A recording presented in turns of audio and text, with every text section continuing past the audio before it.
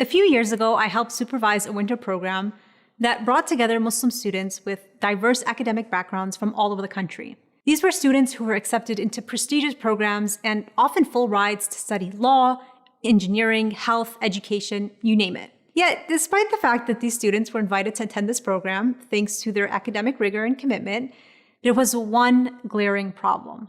Almost every day, a large number of students showed up to activities late.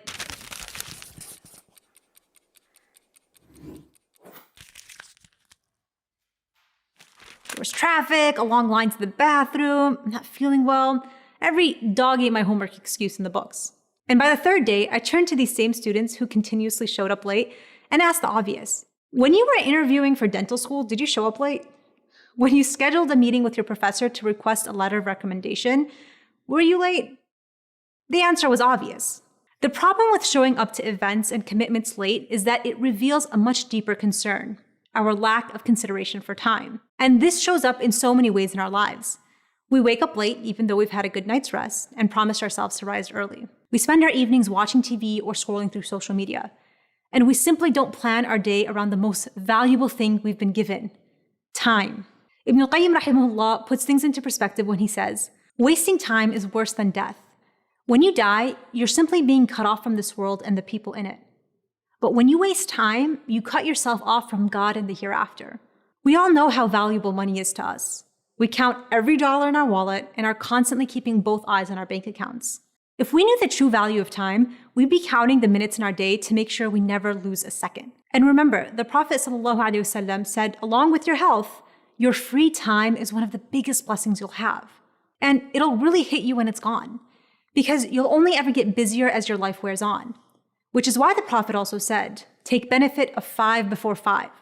Your youth before your old age, your health before your sickness, your wealth before your poverty, your free time before you're preoccupied, and your life before your death.